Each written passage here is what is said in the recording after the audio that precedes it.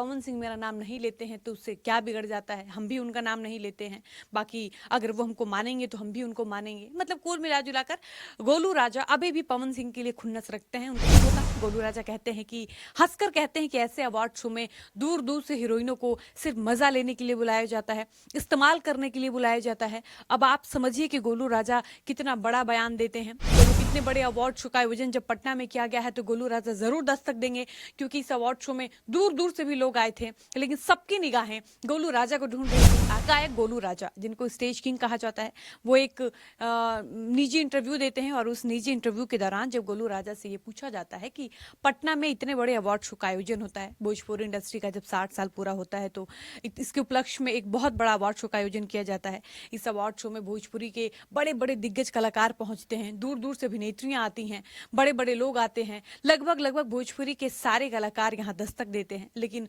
उस भीड़ में गोलू राजा कहीं नजर नहीं आते हैं, जबकि गोलू राजा कमाल के गायक हैं। आप इतना अच्छा गाते हैं, आपकी गायकी इतनी अच्छी है कि आपको लगातार स्टेज शो मिलते हैं, और लगातार स्टेज शो मिलने की वजह से आपको स्टेज किंग कहा जाता है। आपकी तरह कहा जाता है कि कोई स्टेज प्रोग्राम करता ही नहीं होगा।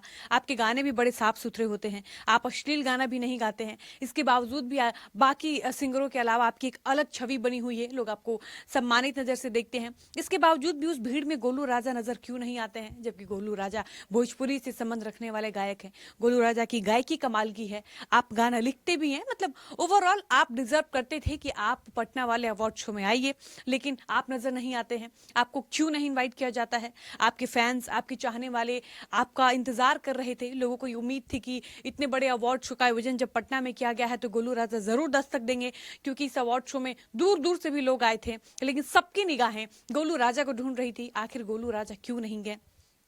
तो इस सवाल के जवाब में गोलू राजा ने जो कहा वो सुनकर आपको हैरानी भी होगी और आपको लगेगा कि क्या भोजपुरी इंडस्ट्री में ऐसा भी होता है। गोलू राजा पहले तो कहते हैं कि हो सकता है कि इस कार्यक्रम के आयोजक को, जो भी अवार्ड शो का आयोजन किए थे, उन लोगों को मैं उस लायक नहीं लगा हूंगा, या नहीं उन लोगों को लगा होगा कि मुझे भी और मेहनत करने की ज़रूरत है, मैं उस लेवल का नहीं हूं कि मुझे किसी अवार्ड शो में बुलाया जाए, इसलिए हो सकता है मुझे इग्नोर किया गया होगा, या फिर मुझे बुलाना ज़रूरी नहीं लगा होगा।